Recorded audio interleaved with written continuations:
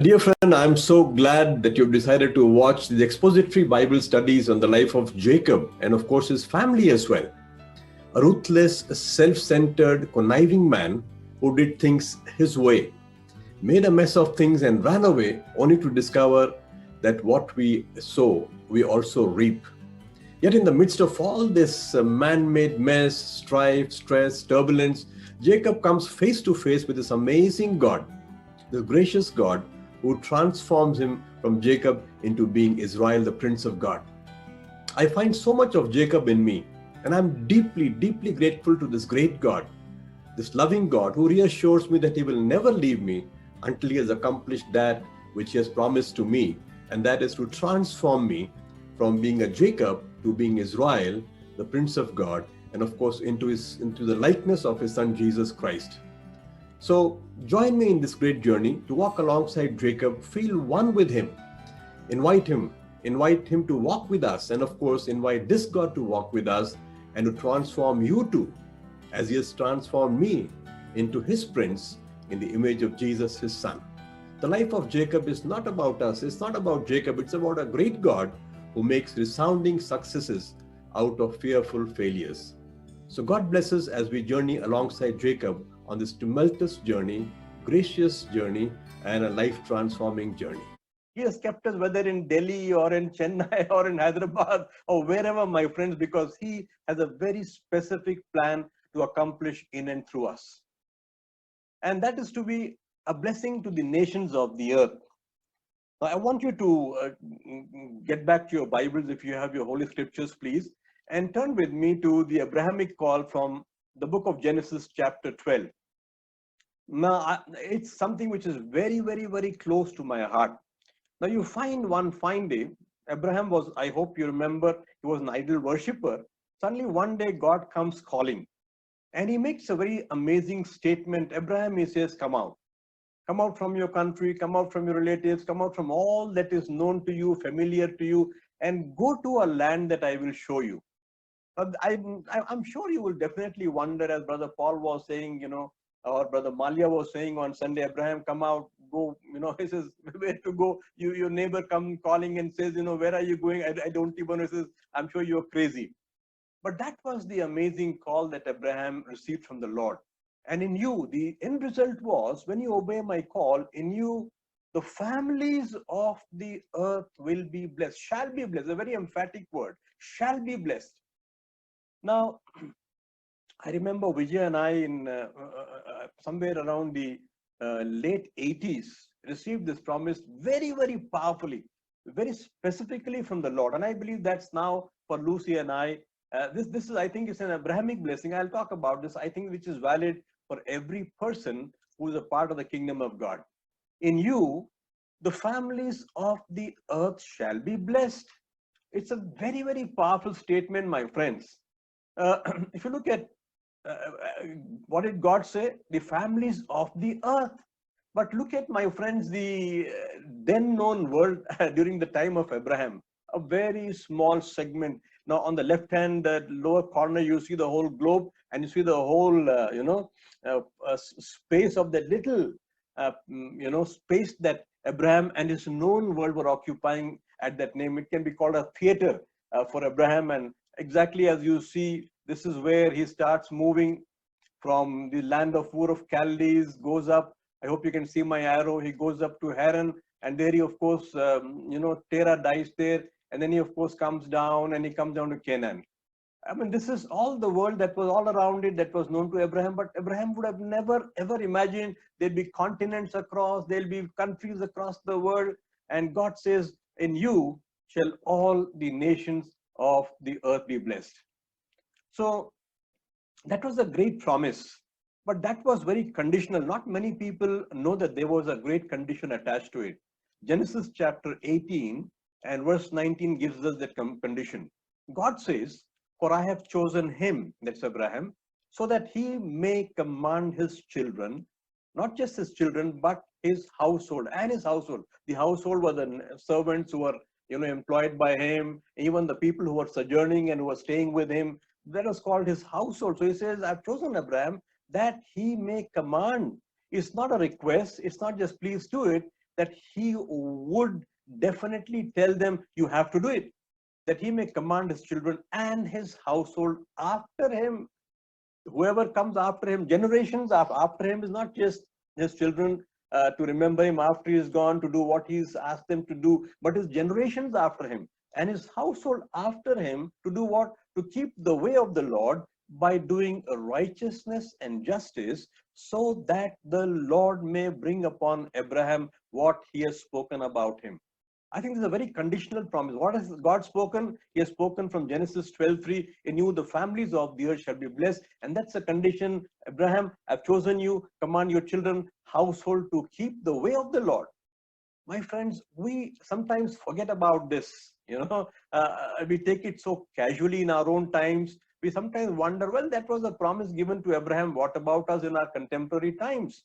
Now, if you look at Romans chapter 15, and verse 4 is very, very specific. It says, for whatever was written in earlier times was written for our instruction, so that through perseverance and the encouragement of the scriptures, we might have hope. So God is telling us, all this is not the Old Testament, or things that are written there as a historical narrative is not written there to satisfy your curiosity. It has a purpose. God's history is a history with a purpose. And Romans, the Apostle Paul makes it very clear to the church in Rome, whatever was written so that we might persevere, we might be instructed, and we might be encouraged. And so we might have hope. So my friends, I come to now the second generation. After Abraham, now we come to Isaac. Now, God repeats the same promise to Isaac. Abraham was a great man of faith. You remember, he went out not knowing where he was going, looking for a city that was not built by hands. The whole story of Abraham, and of course Hebrews 11 talks about this. Abraham was a great man of faith, but I believe Isaac was an equally great man of faith. I wonder how many of us have walked in the footsteps of Isaac. Can you ever believe this little child, a young man, faithfully trudging along with his father, and he knows they're going to sacrifice to the Lord. And here is his father slowly and gently walking beside him, and he looks at him and says, Dad, I can see the firewood, I can see the big chopping blade, but where is the sacrifice? Abraham, I'm sure in his very gentle, deep voice says, God will provide. And I'm sure Isaac must have still wondered what's happening here. Very, very difficult to think, my friends. He would have said, Dad, you said God will provide. Am I the sacrifice? Remember, we know the story. Isaac did not. For him, when the father raised his knife, he said, oh, that's the end of my life. Now, many of us would have flinched. Many would have, I'm sure, would have said, God, what's happening here? Dad, what's happening here? Maybe we would have struggled, we would have tried to run away. Even when, let's take a post-sacrificial scenario, even after the sacrifice was offered, and Isaac knows that, oh, God knows how to save his anointed. He is truly Jehovah Jireh. But yet, I'm sure somewhere in his heart, he would have said, Dad, were you willing to kill me? But not a single place, my friends, does he ever question his father and say, Dad, were you really going to kill me on that mountain? For a moment, my heart stopped. But there is this boy, this young man, lad called Isaac, who's resolutely lying there and saying, God, if I have to die, I will die. And so God comes to Isaac and says, in you, the families of the earth shall be blessed. The repetition of God's promise to Abraham. But look at what's happening again. Genesis 26:4, in you the families of the earth shall be blessed. Genesis 26:5, because. Now there's a great connection between these two ideas. In you, families of the earth shall be blessed, because there are 5 things that happened. Abraham obeyed me, kept my charge. I gave him a commitment, a charge. He kept that. He kept my commandments, moral commandments. He kept my statutes, ceremonial, and of course my laws, civil and judicial. So your father kept all these things, and because of him, I'm going to bless you and make you a blessing to the families of the earth. Now, great people, great ancestors, great Abraham, great Isaac. But let's come to a little later happenings before we pick up some lessons from these stories. My friends, families are important. Families are vital. Families are important. That's where the faith of God is nurtured. I remember reading about, I talk very often about Vance Havner, Van Savner recalls his childhood and he says, when I was a small boy, there were no entertainment channels. We had nothing, even the radio had hardly any programs. And he says, after the sundown, the preacher would come down and they had a beautiful porch outside his house. And he says, my father and some of the townsfolk would sit there with the preacher recounting the great things about God. And this boy, little boy, his ears were always open, and he says, there I realized how important God was and how the distilling of the faith takes place in the heart of the children. You see, my friend, that distilling of the faith in the hearts of children. Families are very important. Where does that faith emanate from? The little girl, for instance, who made a difference in the land of Syria. What was that thing that kept her going there? It's a family who instilled that the deposit of faith in her heart. What about the little boy who was willing to offer those 5 loaves and 2 fish? You see, my friend, the distilling of the faith. Families are important. They are the bedrock of faith which you are distilling into the hearts of our children. Number 2, godly ancestry does make a difference. I'm sure you know, when we have our children to marry, the first thing we say, hey, what's the background of these people? You want to look for a match for your son or your daughter. The first thing you say, what kind of family do they have? Well, the child could be good, he could or she could be having a great job, but you always want to find out who are the ancestors, what was his father, what was the father like, what about the mother, what about the grandfather. Godly ancestry does make a difference. The third truth, my friends, without realizing, we are laying the foundation of our future generations. I always scare people in my family seminars. I say, are you aware of the fact that perhaps what might transpire 3, 4, 5 generations from your own generation is going on in your own homes without your knowledge? You see, my friends, we are passing on the baton of our faith. We are passing on the baton of our anger. We are passing on the baton of our immoral living without realizing we are laying the foundation of our future generations. And of course, fourthly, we may be skeptical. I'll talk about this in the next slide, but God never fails.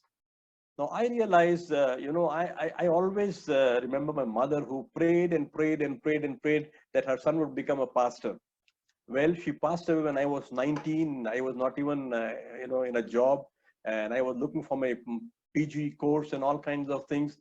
I forgot about that. But many years later, my friends, I ultimately became a pastor, and I'm sure my mother is rejoicing there and saying, God, I know I was skeptical. I thought when my son joined a bank, well, that's it. But God never fails. So my friends, families are important. Now I come to the ancestry of Jacob. Look at Abraham, oh, great man of faith. Look at Isaac, obedient, great man of faith. But Jacob, oh no. If Abraham could have a view of his grandson before his transformation into Israel, I'm sure he would have been a very disappointed and perplexed man. Arey bhaiya, ye aadmi, Jacob? God, you said, like the stars of the sky and the sands of the seashore, and you promised me many things, but is this a man, this promise is going to come through? I mean, I would be very skeptical if I was Abraham, but my friends, what happens? Let's describe Jacob in a few words. If we could describe Jacob, I'm sure the first thing you would say is he was a man who was very sly. Then you would say he was very self-seeking, self-oriented. He always looked at himself, what can I get out of this? He was also a deceiver. He was deceiving. He was an opportunist. He knew how to, take advantage of people. Then he was also very carnal. Of course, he was a grabber. I mean, you can add many words. And if Abraham were to look at his grandson and say, oh my, that's a poor specimen, and I wonder what God is doing. But you see, my friends, yet God comes again. God comes to Jacob in Genesis 28:14, and he repeats the promise. 3 successive generations, in you, in you, in you. And God comes to Jacob. Jacob is still not transformed, my friends. Jacob hasn't had his journey. He's on his journey. He's not come back where he has Bethel, and he has the dream and all kinds of things happen. But here is Jacob. God comes to him and he says, in you the families of the earth shall be blessed. And he also says in Genesis 28:15, behold, I am with you and will keep you wherever you go and will bring you back to this land, for I will not leave you until I have done what I have promised you. So God tells Jacob four things. Let's look at those four things. Number one, God says, I am with you. I think that's the greatest security we can ever have. If God can say, I'm with you, hey, nothing more is needed. Forget about any power on the face of the earth. Nothing counts, nothing matters. If God is with us, who can be against us? Then he says, I will keep you no matter where you go. I mean, this is a great promise, not just for Jacob, but for each one of us, my friend. I will keep you wherever you go. When you pass through the waters, they will not overwhelm you. Pass through the fire and not scorch you. You go to the valley of shadow of death, you will fear no evil because I'm going to be there with you. And I'll bring you back to this land. I'll bring you back again to this land which I have given to your forefathers, and I will not leave you until I have done what I have promised you. My friends, this is one of the promises God gave me, and I am so grateful to that promise. Many, many years back, God suddenly broke into my life and He said, I will not leave you until I have done what I have promised you. My friend, this is such an amazing promise. But there again, we have our question, because in subsequent books of the Bible, if I was Jacob, I probably would be very restless to see how God would address me or people address me. Look at Psalm 46:7. The Lord Almighty is with us. The God of who? Israel? No, God of Jacob is our fortress. Now, I would say, and by the way, this is written by the sons of Korah. I hope you remember the sons of Korah, the descendants of Korah who rebelled against, Moses' nephew Korah, who rebelled against him and, of course, was swallowed up in the ground. And these people have been spared by God. And if there was somebody who should not have used Jacob as the title of this man, these were the sons of Korah who are now probably adding insult to injury. God of Jacob. My friends, I would be very, very unhappy with the word Jacob associated. If I was Jacob, of course, I would say, God, why can't you call me Israel? But God of Jacob. Amazing, isn't it? Exodus chapter 3, God appears to Moses. I am the Lord Almighty. I am the God of, remember, God of Abraham, God of Isaac, and God of who? Not Israel, God of Jacob. Look at Exodus 3:15. When you go to the people, tell them, I am the God of Abraham, Isaac, and of course Jacob again. Look at Psalm 21. David also, adding insult, Jacob again. Psalm 46, we have already seen. Isaiah 2:3, God again says Jacob. So Jacob is relentlessly coming in again and again and again. So my question is why? Very interesting, isn't it, my friends? I believe God is not just the God of Jacob, He's the God of Israel. God is not just the God of Israel, God is also the God of Jacob. You see, look at Malachi chapter 1 and verse 2. Yet I have loved Jacob. My friend, there is a Jacob hidden in each one of us. I believe there is so much of Jacob who is just waiting to break out of our lives. And sometimes we can be so much like Jacob that, it's so difficult to believe that God still loves us. And that's why God says, I love Jacob. I love Jacob. My friends, I think we all should understand that Jacob is inside each one of us. And I want to begin a journey with this man called Jacob. Look very minutely at his life. I want to, each one of us, make a note of this.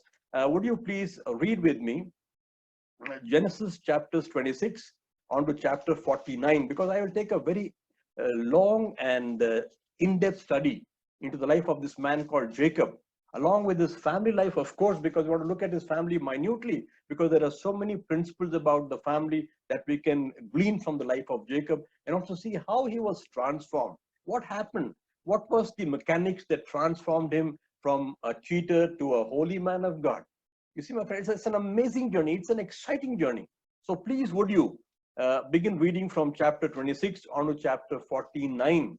I may not go chapter by chapter, but definitely even by even the major events of Jacob's life, and pick up amazing principles about transformation in our lives and in the lives of people around us. So I will end here right now for the day, and I will lead you to reading chapter 26 onwards, from tomorrow onwards, or even tonight onwards, and maybe about 2 chapters a day or 3 chapters a day. So please go over these chapters, and we will journey alongside Jacob.